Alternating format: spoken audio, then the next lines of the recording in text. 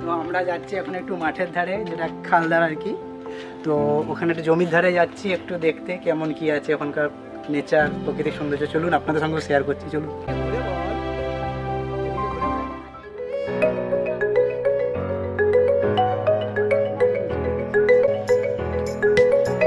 এই যে আমরা চলে এসেছি ঢালাই রাস্তা, এখানে শেষ। এবার আমাদের ইটের রাস্তা, এরপরে রয়েছে আরো খারাপ রাস্তা মাটির, তো সেইটাও আপনাদের দেখাবো। এই হচ্ছে আমাদের গ্রামের যে মাছ ধরার জায়গা। দেখুন, এটা তোদের এখানে কি নাম বলে? এটা বাচ্চা বেড়ের মাঠ না, এই যে জিনিসটাতে মাছ ধরছে এটার নাম কি?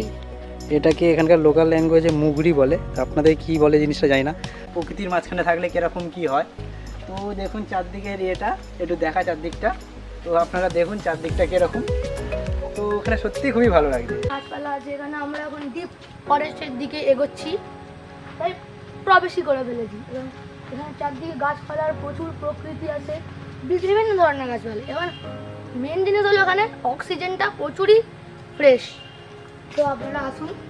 ঠিক আছে, তো আমরা এখন বাগানে, দুটো বাগানের মাঝখানে রাস্তা দিয়ে দেখুন আপনাদের সঙ্গে এবার একটু এইখানে যে খালটা, মানে যেখানে জলের সোর্স, মানে জলটা যেখান থেকে আসছে, মেন যে খাল। আমাদের কলকাতায় তো আপনারা খাল দেখেছেন, তো এবার এইখানের খালটা একবার দেখে নিন, তাহলে কিছু তো ডিফারেন্স বুঝতেই পারবেন। চলুন আমি আপনাদের আর কিছু বলবো না, ডাইরেক্ট নিয়ে গিয়ে এবার দেখাচ্ছি এখানকার খালটা কীরকম কী হয়।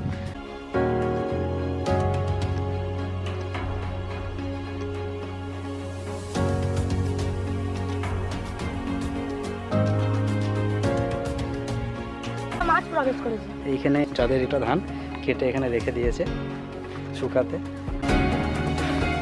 ওই যে এখন দৌড়ে দৌড়ে যাচ্ছে খালের দিকে, চলুন আমি একটু দৌড়াই। তো ফাইনালি আমরা খাল পর্যন্ত চলে এসেছি।